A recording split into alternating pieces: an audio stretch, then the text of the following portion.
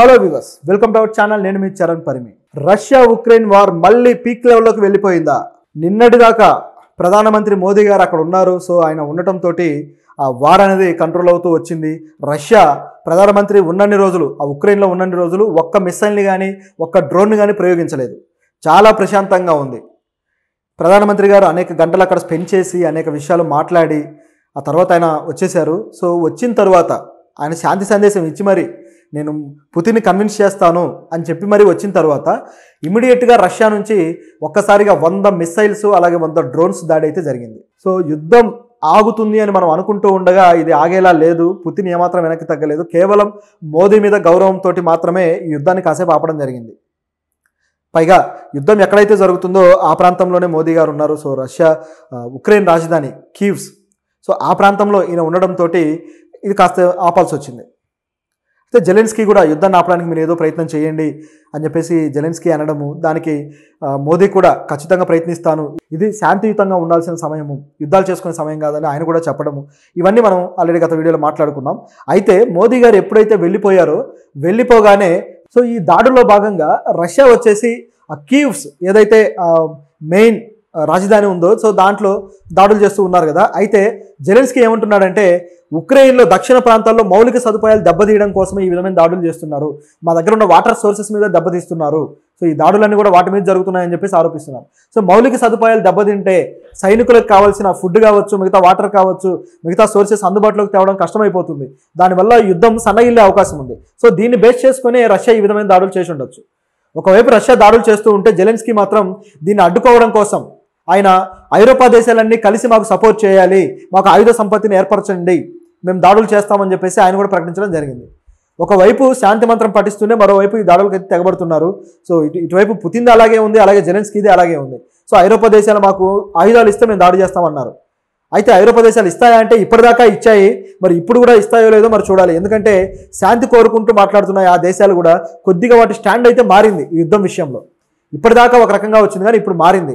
అయితే ఇక్కడ ఉక్రెయిన్ కూడా కాస్త ఊపందుకున్న మాట వాస్తవం. ఈ దాడులకి రిటాలియేషన్గా వీళ్ళు దాదాపు 22 ప్రాంతాల్లో దాడులు చేశారట. ఎవరు? 22 ఏరియాల్లో ఉక్రెయిన్ వాళ్ళు. సో రష్యాలో 22 ప్రాంతాల్లో దాడులు చేస్తే దాదాపు ఆ 22 డ్రోన్స్లో 20 డ్రోన్స్ని వీళ్ళు అడ్డుకున్నారు రష్యా నుంచి. వాటిని అడ్డుకున్నారు. మిగతా 2 డ్రోన్స్ మాత్రం అడ్డుకోలేకపోయారు. ఆ 2 డ్రోన్స్ కూడా 2 ప్రాంతాల్లో అయితే బాగా తీవ్ర నష్టం జరిగాయి. సో ఏం చేశారంటే దాదాపు గతంలో ఇంతకుముందు అమెరికాలో ఆ ట్విన్ టవర్స్ ఏవైతే ఉన్నాయో వాటి మీద జరిగిన ఆల్ ఖైదా దాడి, బిన్ లాడెన్ చేసిన ఆల్ ఖైదా దాడి ఉంది కదా, ఒక ఫ్లైట్ వచ్చి ట్విన్ టవర్స్ని కొట్టడము, మొత్తం అదంతా కొలాప్స్ అవ్వడము, అందులో ఉన్న 100 మంది చనిపోవడము, అమెరికాలో అత్యంత భయంకరమైన తీవ్రవాద దాడి అది. సో ఆ స్థాయిలో ఒక టవర్ని ఒక డ్రోన్ వచ్చేసి అటాక్ చేసింది. సో అది ఆ ఫ్లోర్ అయితే మాత్రం కూలిపోయింది. సో అందులో కొంతమంది గాయాలపాలు కూడా అయ్యారు. సో ఈ స్థాయి భారీ దాడిని అమెరికాలో తీవ్రవాద సంస్థలు చేసిన తరహాలో ఇక్కడ ఉక్రెయిన్ చేసిందనమాట. సో ఇది బాగా ఆసక్తికరంగా మారింది. ఎక్కడ చేసింది ఏంటని చూస్తే ఇక్కడ నగరంలో అయితే చేసింది, రష్యాలోని సరతోవ్, యురోస్లావ్.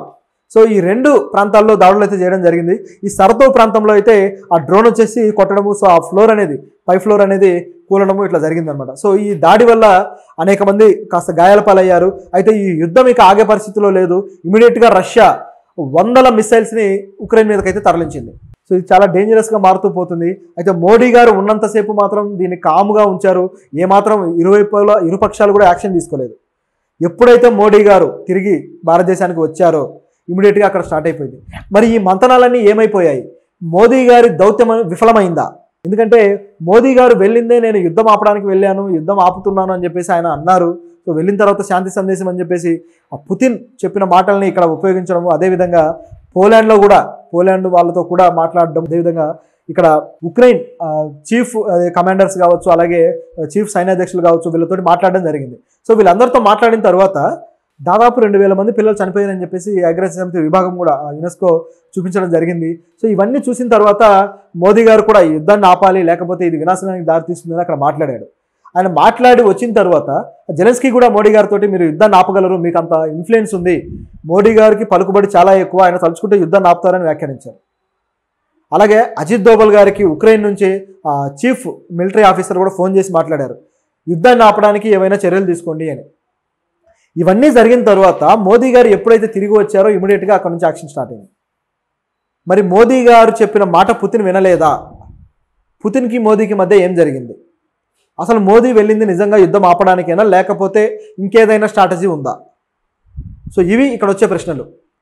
ఎందుకంటే పుతిన్ మోడీ ఎంత దోస్తులో అందరికీ తెలిసిందే. పైగా మోదీ గారు ఉన్నంతసేపు యుద్ధాన్ని ఆపారంటే ఆయన మోదీ గారికి ఎంత ప్రాధాన్యత ఇచ్చారని అర్థం. అయితే తర్వాత యుద్ధాన్ని కొనసాగించారంటే మాత్రం ఏమాత్రం యుద్ధాన్ని ఆపే ఉద్దేశం లేదు, యుద్ధంలో గెలుపును మాత్రమే రష్యా కోరుకుంటుంది అనేది ఇక్కడ క్లియర్ అయిపోయింది. సో దానికి తగ్గట్టుగా వీళ్ళు పావులు కదుపుతూ వస్తున్నారు. అదేవిధంగా ఇక్కడ ఉక్రెయిన్ చూసుకుంటే ఉక్రెయిన్కి ఇక ఆయుధ సంపత్తి పూర్తి స్థాయిలో తగ్గిపోయింది. కేవలం ఇక యూకే దేశాలు అలాగే అమెరికా ఇస్తే తప్ప పోరాలేని పరిస్థితి. ఒకవేళ ఆ దేశాలు ఇవ్వకపోతే ఉక్రెయిన్ మీద రష్యాది పైచేయి అవుతుంది. రష్యాది కానీ పైచేయి అయిందంటే మళ్ళీ నాటోకి అలాగే అమెరికాకి కాస్త పరుగు పోయిన పరిస్థితి అవుతుంది. కాబట్టి ఇక్కడ ఏం జరుగుతుంది అనేది కాస్త ఆసక్తికరంగా ఉంది. ఇక బైడెన్ స్టాండ్ మాత్రం ఈ యుద్ధం జరగడానికే ఎక్కువ మొగ్గు చూపుతూ ఉన్నారు. అయితే మరోవైపు ట్రంప్ మాత్రం ఆ దృష్టిలో లేరు. ఎందుకంటే వీళ్ళ పార్టీ ఆ దృష్టిలో లేదు. త్వరలో ఎలక్షన్స్ కూడా జరగబోతున్నాయి కాబట్టి ఒకవేళ ఎలక్షన్స్లో గెలిచే పార్టీ స్ట్రాటజీని బట్టి ఇది డిసైడ్ అవుతుంది. ఒకవేళ కమలా హ్యారిస్ కానీ వస్తే ఖచ్చితంగా ఇక్కడ యుద్ధం కొనసాగే అవకాశం ఉంది. ఒకవేళ ట్రంప్ కానీ వస్తే యుద్ధం కాస్త పాక్షికంగా ఆగొచ్చు. ఎందుకంటే రష్యాతోటి ట్రంప్ పూర్తి స్థాయి లడాయి పెట్టుకుని యుద్ధం చేయడానికి సిద్ధంగా లేడు. గతంలోనే మనం కలిసి శాంతి స్థాపనకు పనిచేద్దామని చెప్పేసి ట్రంప్ రష్యాతోటి అనడం జరిగింది. సో ఇక్కడ అమెరికా ప్రధానం, అమెరికా బాగుపడడం మాత్రమే ట్రంప్ చూస్తున్నాడు. ఇతర దేశాల మీద పెత్తనం కోసం ఎక్కువగా ఆయన ఆసక్తి చూపట్లేదు. కాకపోతే చైనా విషయంలో ఉన్న లడాయిని అలాగే కొరియా విషయంలో ఉన్న లడాయిని మాత్రం చాలా సీరియస్గా తీసుకుంటాడు. అయితే ట్రంప్ వస్తే ఇది జరుగుతుంది. కానీ ఈ విషయంలో కాస్త అమెరికా ఎలక్షన్లు ఉన్నాయి కాబట్టి ఇక్కడ వ్యతిరేకత చెలరేగకుండా ఉండటం కోసం ఏమైనా సైలెంట్ అయిపోయారా, ఆయుధ సంపత్తిని తగ్గించారా అనే ప్రశ్న వస్తుంది. వీళ్ళు ఆయుధ సంపత్తిని తగ్గిస్తేనే అక్కడ యుద్ధంలో వీళ్ళు కుంటుపడే అవకాశం ఉంది. ఉక్రెయిన్ చూస్తుంటే ఈ సమీకరణాలన్నీ చాలా డిఫరెంట్గా ఉన్నాయి. బహుశా ప్రధానమంత్రి మోదీ గారిని ఉపయోగించింది రష్యా కాదు, ఒకవేళ అమెరికా ఏమో అన్న ప్రశ్న కూడా ఇప్పుడు వస్తుంది. ఎందుకంటే ఈ యుద్ధాన్ని ఒక కొలిక్కి తేవడం కోసం అమెరికా తన ఆయుధ సంపత్తిని ఎక్కువగా ఇచ్చి ఎలక్షన్స్లో దెబ్బతినకుండా ఉండడం కోసమే ఈ విధమైన స్ట్రాటజీ అవలంబించిందేమో అని చూస్తే కనిపిస్తూ ఉంది. అంటే ఎవరో ఒకరు గెలుపు కోసం ప్రయాణించడం కాకుండా యుద్ధాన్ని సంధితోటి ఆపడం వల్ల గెలుపు అనేది రష్యా వైపు వెళ్ళదు కాబట్టి అమెరికా పరువు కాపాడుకున్నట్టు అవుతుంది. దానికోసం అమెరికా ఏమన్నా ప్రయత్నిస్తుందా అనే ప్రశ్న అయితే బయలుదేరింది. పైగా యూకే దేశాలకు కూడా ఈ ఆయుధ సామాగ్రిని సంవత్సరం పాటు ఇచ్చి వాళ్ళకు కూడా ఆయుధాల లోటు ఏర్పడే అవకాశం ఉంది. లేదంటే వాళ్ళు మళ్ళీ ఆయుధాలు తయారు చేసుకోవాలి లేదా కొనాలి, ఇవన్నీ చేయాలంటే సో వాళ్ళకు ఆ సంపద లోటు రాకుండా ఉండటం కోసం ఏమైనా ఆగారా అనే ప్రశ్న కూడా వస్తుంది. రష్యాలోని సరతోవ్, యురోస్లావ్, సో ఈ రెండు ప్రాంతాల్లో దాడులు అయితే చేయడం జరిగింది. ఈ సరతోవ్ ప్రాంతంలో అయితే ఆ డ్రోన్ వచ్చేసి కొట్టడము, సో ఆ ఫ్లోర్ అనేది పై ఫ్లోర్ అనేది కూలడము ఇట్లా జరిగిందనమాట. సో ఈ దాడి వల్ల అనేక మంది కాస్త గాయాల పాలయ్యారు. అయితే ఈ యుద్ధం ఇక ఆగే పరిస్థితిలో లేదు. ఇమీడియట్గా రష్యా వందల మిసైల్స్ని ఉక్రెయిన్ మీదకైతే తరలించింది. సో ఇటువంటి ప్రశ్నలు చాలానే ఉన్నాయి దీంట్లో చెప్పాలంటే. నిజానికి రష్యా కూడా యుద్ధంలో పాక్షికంగా కాస్త దెబ్బతిన్నట్టే. ఇప్పటిదాకా ఉక్రెయిన్ ప్రాంతాల్లో మాత్రమే యుద్ధం జరిగింది. కానీ ఇప్పుడు చూస్తే ఉక్రెయిన్ ప్రాంతాల్లో కాకుండా రష్యా ప్రాంతాల్లోకి యుద్ధం షిఫ్ట్ అయింది. రష్యా మీద డైరెక్ట్ దాడులు అలాగే రష్యా ప్రాంతాలను ఆక్రమించుకుంటూ దాడులు ఇవన్నీ జరుగుతూ వచ్చాయి. కాబట్టి చూస్తూ ఉంటే రష్యాకి తలనొప్పి అనేది కాస్త భారీ స్థాయిలోనే తయారైంది. ఇది కాస్త ముదిరితే రష్యా కూడా ఇబ్బందులకు జారుకోక తప్పదు. అప్పుడు ఏమైనా ఇక ఎందుకులే అనుకుంటే అప్పుడు ఏమైనా రష్యా తిరిగి ఈ సంధికి ఏమైనా వస్తుందేమో చూడాలి.